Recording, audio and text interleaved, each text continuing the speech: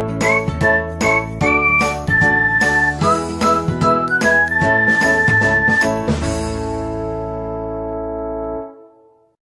Internet, आज हम वहीं से स्टार्ट करेंगे जहाँ पे लास्ट टाइम हमने क्लोज़ किया था वीडियो को।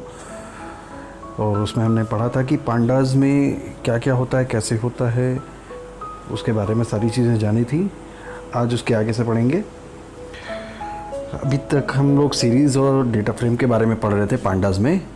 पांडाज में सीरीज़ और डेटा फ्रेम के through data evaluation, data analysis किया जाता है। सीरीज़ 1 डायमेंशन होता है और डेटा फ्रेम 2 डायमेंशन होता है। जैसा कि हम लोग बात कर रहे थे कि डेटा फ्रेम 2 डायमेंशन होता है, आइए बात करते हैं थोड़ा सा सीरीज़ के बारे में। तो मैंने आपको समझाया ही हुआ है कि सीरीज़ एक तरह का कंस्ट्रक्टर है और उसको इस वजह से हम कैपिटल में लिखते हैं।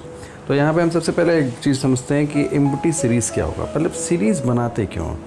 तो सबसे पहली चीज़, हम किसी एक वैल्यू को, जैसे मान लिया हमने यहाँ पे लिख दिया 2, यहाँ लिख दिया 3, यहाँ लिख दिया 4, तो इसका इंडेक्स वैल्यू हो गया 0, इसका इंडेक्स वैल्यू 1, इसका इंडेक्स वैल्यू 2।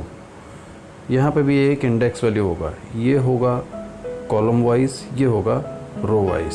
क्या होगा, ये ऊपर वाला कॉलम वाइज होगा, नीचे वाला रो वाइज होगा, लेकिन एक ही रो होगी, ये हमेशा याद रखिएगा, ठीक। और इसका एनालिसिस करने के लिए हम ख़ास तौर पे यूज़ करते हैं। अच्छा, एक और चीज़ इसमें सबसे नई और बेहतरीन है कि जब हम, मान लीजिए अब मैंने आपको बना के दिखाया कि ये हमारा एक सीरीज़ है जो कि 1 डायमेंशन होता है। यहाँ मैंने 2, यहाँ 3, यहाँ 4 रखा था। तो अब हमारे सीरीज़ में भी और डेटा फ्रेम में भी हम इसके इंडेक्स वैल्यू जो 0 है, या ये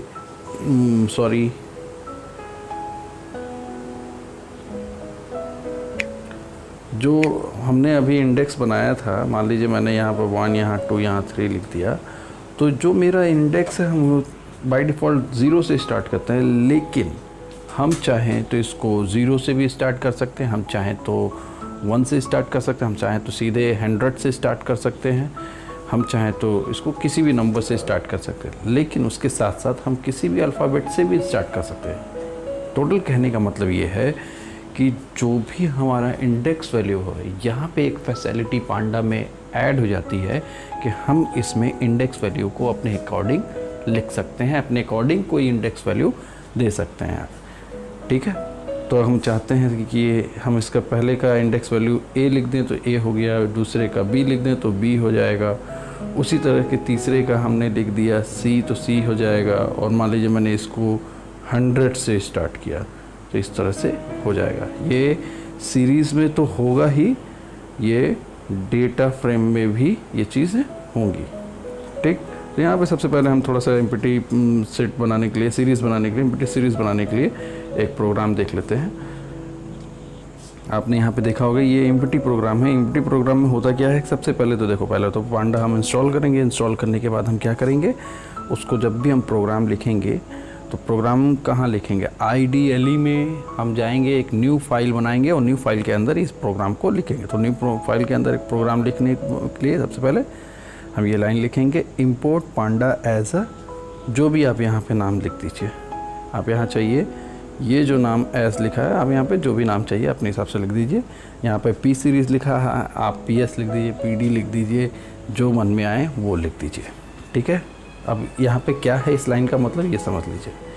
पहली चीज़, इंपोर्ट का मतलब क्या होता है। इंपोर्ट, मान लीजिए आपका सॉफ्टवेयर यहाँ पे रखा हुआ है C ड्राइव में रखा हुआ है, आपने डेस्कटॉप पे एक प्रोग्राम बना रहे हैं, यहाँ पे आप प्रोग्राम लिख रहे हैं, लेकिन आप चाहते हैं कि पांडा की कुछ फाइलें जो यहाँ पे सेव हैं लाइब्रेरी के अंदर, उसकी सारी, उसमें की गई सारी कोडिंग यहाँ हो आ जाए और यहाँ पे वो कोडिंग लिखने की ज़रूरत ना पड़े।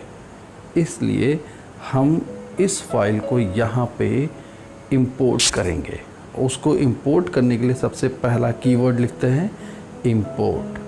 किस फाइल को लिखेंगे, जस्ट उसके बाद इंपोर्ट स्पेस पांडा लिख देंगे, चाहे नमपाई लिख देंगे, जैसे आप नमपाई पे पढ़े थे। ठीक, अब उसी तरीके से अब हम मान लीजिए अगर हम यहाँ तक तो लिख दिए हैं कि इंपोर्ट पांडा, तब भी मेरा चलेगा। लेकिन हम यहाँ पे देखिए, जैसे यहाँ पे पी सीरीज़ लिखा है, वहाँ यहाँ पे भी पी सीरीज़ लिखा है, इसकी जगह हमको पांडा लिखना पड़ेगा। ठीक है, अच्छा, एस लगाने के बाद जो ये पांडा है, एस लगाने के बाद एस को बोलते हैं एलियासिंग। एलियासिंग करने के बाद करने से होता क्या है कि मान लीजिए ये बहुत बड़ा वर्ड कोई हो, पांडाज है, तो हम उसको केवल पी लिखना चाहते हैं, तो हम यहाँ पे पी ही लिखेंगे तो काम मेरा करना शुरू कर देगा। कहाँ पे? यहाँ पे। ठीक है, तो इसलिए इस पूरी लाइन को किया जाता है सीरीज़ एलियासिंग किया जाता है, ताकि हम अपने हिसाब से यूज़ कर सकें। ठीक, अब सबसे पहले हमने एस टाइप का एक वेरिएबल बना लिया। वेरिएबल के अंदर ये हमने लाइब्रेरी यूज़ कर ली पी सीरीज़, जिसको पांडा कहा जा रहा है, और उसमें हमने एक कंस्ट्रक्टर कॉल किया, जो कंस्ट्रक्टर है सीरीज़, क्योंकि एस लगा है और ब्रैकेट भी बना हुआ है, तो ये एक क्लास है। क्लास को एक एज ए फंक्शन हम यूज़ कर रहे हैं, इसलिए ये कंस्ट्रक्टर कहला रहा है।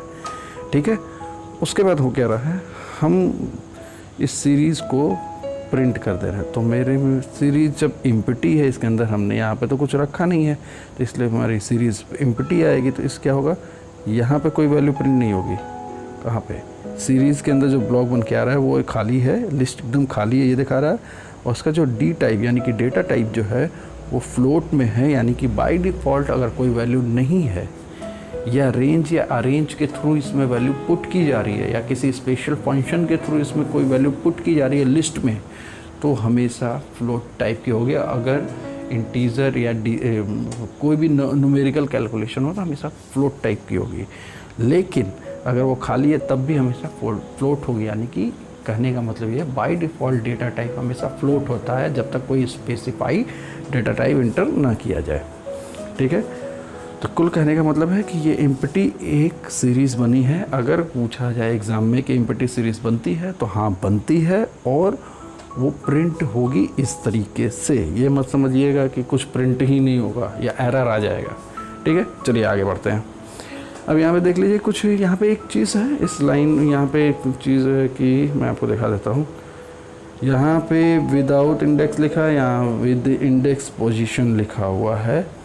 ठीक है, इस चीज़ को लिखने में गलती हुई है, ये मैंने नहीं लिखा, जिसने भी लिखा है उसमें गलती हुई है। उसमें यहाँ पे क्या करना चाहिए था कि यहाँ पे इसमें क्या हुआ है, जीरो इंडेक्स से उठाया गया है, लेकिन इसमें हमने जो वही आपको लास्ट टाइम बता रहे थे अभी पीछे कि इंडेक्स को अपने हिसाब से हम लिख सकते हैं, वो हो सकता है। अब यहाँ पे एक चीज़ और आप देख रहे होंगे, ये लाइन लिखी है default index is starting from 0, लेकिन यहाँ 1 से स्टार्ट किया, तो ये लाइन भी गलत है। 1 से लेके 4 तक ये 0 1 2 3 होगा, 1 2 3 4 नहीं होगा। ठीक है, इस लाइन में कोई गलती नहीं है, इस वाले ब्लॉक में कहीं कोई गलती नहीं है।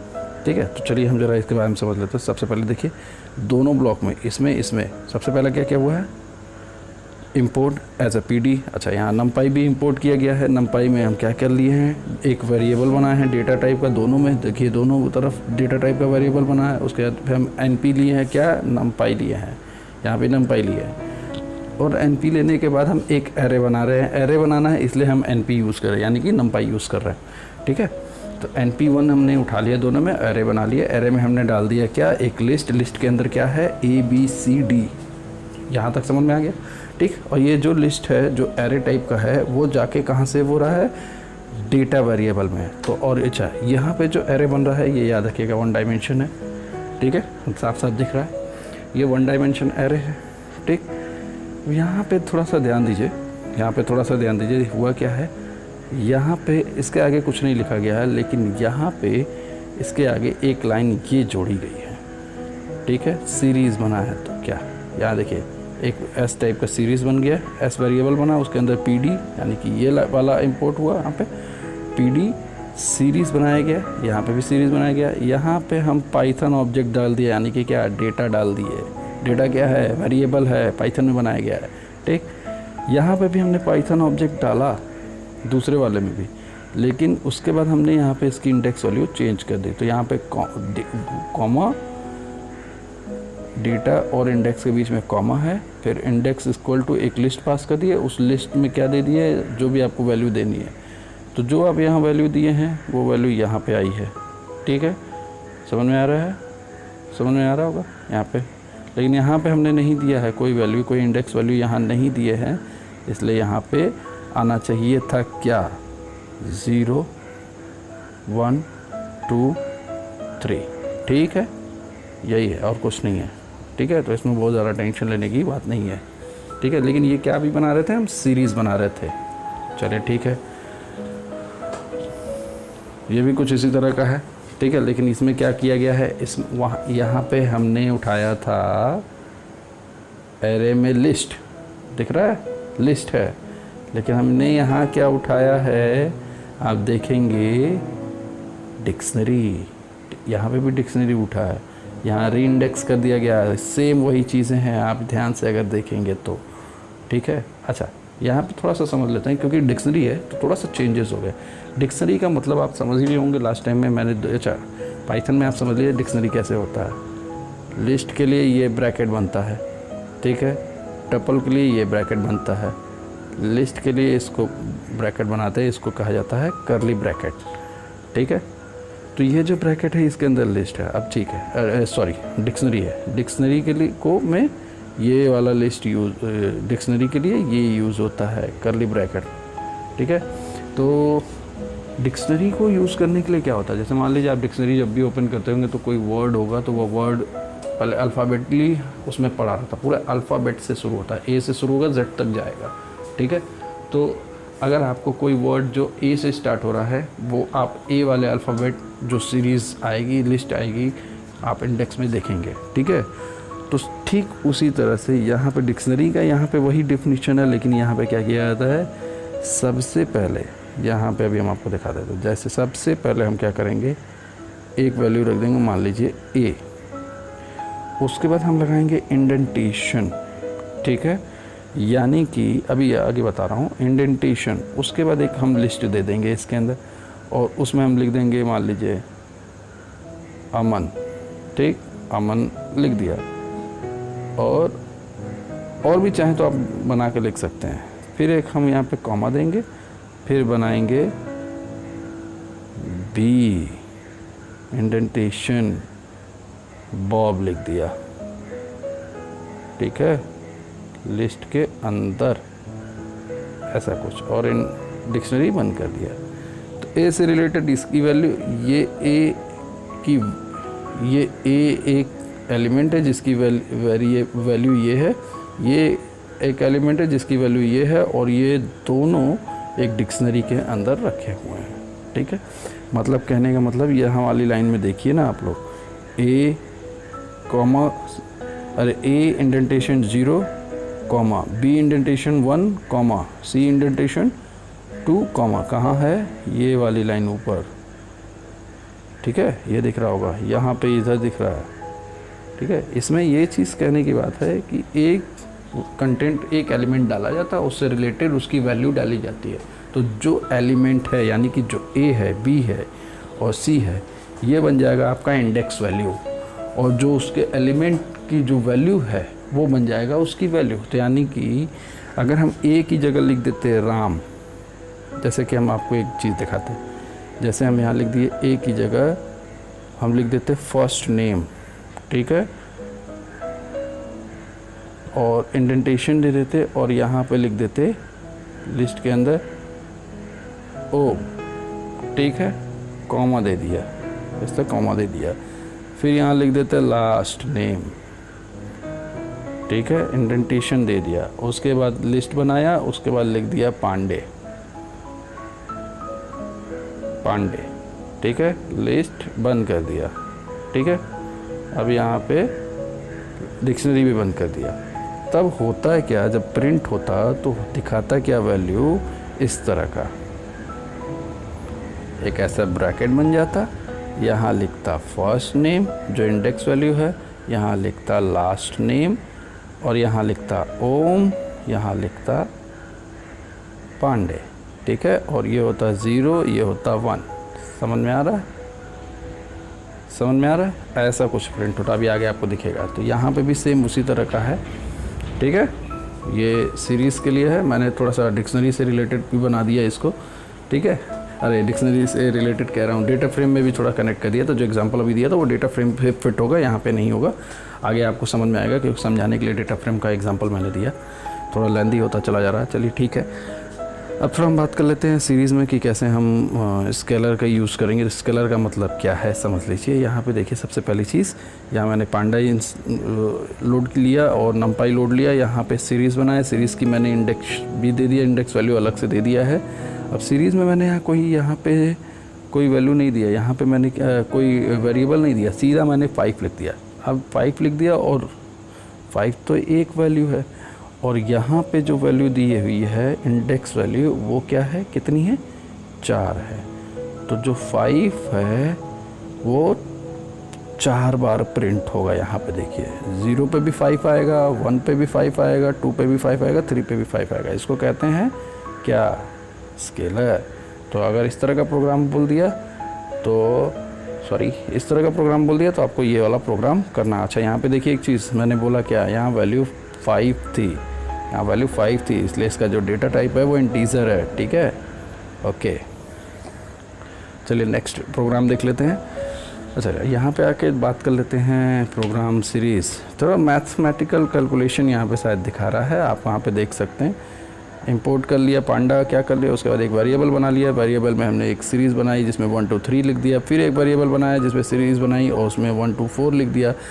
पहले वाले u में एक बनाया u जिसमें s प्लस टी कर दिया, तो उसका रिज़ल्ट क्या आएगा, ठीक है, उसका रिज़ल्ट आएगा। और s प्लस टी कर दिया और यहाँ पे हमने प्रिंट कर दिया। थोड़ा देखिए, प्रिंट यहाँ पे लिखा हुआ, तो प्रिंट u कर दिया, तो क्या होगा, यहाँ पे आ रहा है इंडेक्स वैल्यू, ये आपका है इंडेक्स वैल्यू, और ये जो है उसके सामने वो उससे रिलेटेड कैलकुलेटेड वैल्यू है। तो 1 से 1 यहाँ पे क्या हो रहा है, ये वाला जो u है s प्लस टी हो रहा है, तो 1 1 यानी कि s ये और t ये, तो 1 + 1 समझ में आ रहा है, 2 + 2 4, 3 + 4 7, तो ये आपको समझ में आ गया होगा। अब इसी तरह से अगर हम मल्टीप्लाई कर रहे हैं तो यहाँ पे क्या हुआ, तो ये इंडेक्स वैल्यू हो गई, और 1 × 1 आपको दिख रहा होगा, 2 × 4 और 3 × 4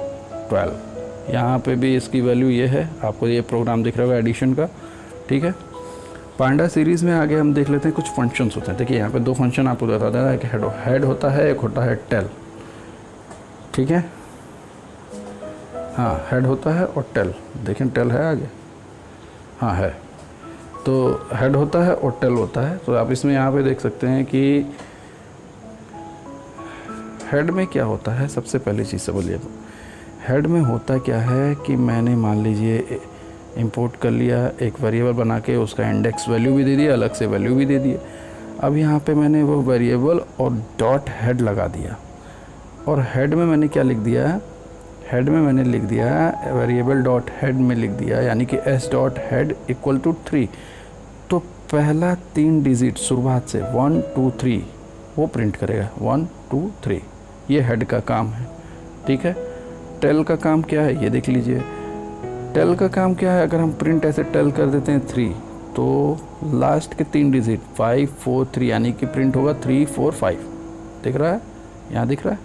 ठीक, यही हेड और टेल का अंतर है, टेल वाला लास्ट में देगा, और जो भी आप यहाँ पे यहाँ जो आप लिख दें 4 वैल्यू लिख देते तो 2 3 4 5 ऐसे प्रिंट होता है। ठीक है, तो वो आपके ऊपर है। यहाँ पे थोड़ा बात कर लेते हैं स्लाइसिंग की। स्लाइसिंग आप पहले भी पढ़ चुके होंगे रेंज वेंज में कई जगह, या और कई कंटेंट में पढ़ा होगा स्लाइसिंग। यहाँ पे भी स्लाइस पढ़ लीजिए, यहाँ पे भी यूज़ होता है। नंपाई में भी स्लाइसिंग पढ़ी होंगी, यहाँ पे भी यूज़ होता है। बहुत खास ज़्यादा कॉम्प्लिकेटेड नहीं है, आइए समझ लेते हैं। तो हमने इंपोर्ट कर लिया, यहाँ एक वेरिएबल बना लिया, यहाँ वो वैल्यू दे दी, यहाँ उसका इंडेक्स वैल्यू दे दिया।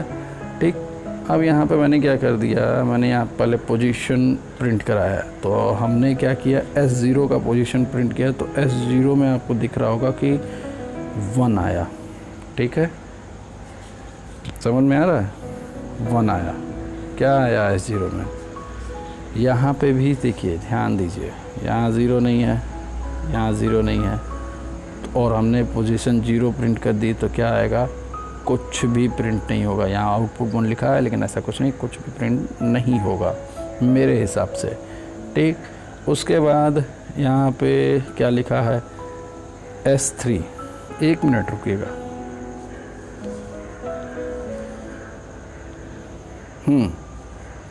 यहाँ पे लिखा है S3, तो यहाँ पे S3 जो लिखा हुआ है तो 1 2 3 और ABC क्या है, इंडेक्स वैल्यू, तो 1 2 3 यानी और ABC यानी कि टोटल 3 डिजिट ही यहाँ पे प्रिंट होंगे। अच्छा ठीक है, तीसरे में -3 करते हैं, तो -3 में क्या होगा आप सोचिए, खुद बताइए आंसर, और नहीं समझ में आ रहा तो हम बता दे रहे हैं। माइनस में क्या होगा, माइनस लास्ट के 3 डिजिट उठा लेगा।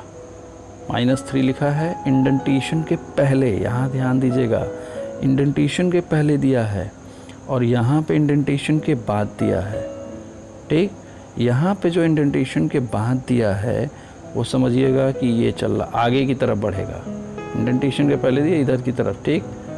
तो आप देख सकते हैं 3 4 5 यहाँ प्रिंट होगा। चलिए आगे देखते हैं कैसे हम रिसीव कर सकते हैं। आप ये देख सकते हैं retrieve data from the label. अब आप यहाँ पे देख सकते हैं कि पांडा हमने इंपोर्ट कर लिया, इंडेक्सिंग सीरीज़ बना लिया पीडी के थ्रू, और इंडेक्स वैल्यू भी हमने उसको दे दिया। अब यहाँ पे प्रिंट S डबल ब्रैकेट के अंदर C और D मैंने प्रिंट किया। C क्या है, D क्या है, समझिएगा। यहाँ देखिए C यहाँ है और D यहाँ है, ठीक। तो C के सामने की वैल्यू क्या है 3 और D के सामने की वैल्यू क्या है ये, बस और कुछ नहीं है, यही चीज़ है। अगर बीच से कोई वैल्यू फ़िल्टर करके निकालनी हो तो उसके लिए हम ये करेंगे। पांडा सीरीज़ के बारे में आगे भी और पढ़ते हैं कि ये 3 मेथड में होता है, 3 मेथड में होता है। आप यहाँ देख सकते हैं, पहले चीज़ तो ये लोकेशन है, वो सारी चीज़ें मैंने आपको पीछे बताया कि कॉलम वाइज होता है इंडेक्स वैल्यू, रो वाइज होता है, उसकी चेंज कर सकते हैं, उसका बिहेवियर चेंज कर सकते हैं, बहुत सारी चीज़ें। तो ये बस एक ऐसा डेफिनेशन है जो पीछे मैंने आपको समझाई है, ये भी कुछ खास नहीं है। अब यहाँ शायद शुरू हो जाएगा हमारा डेटा फ्रेम। डेटा फ्रेम के लिए अगले वीडियो का आपको इंतज़ार करना पड़ेगा। Stay tune, bye bye.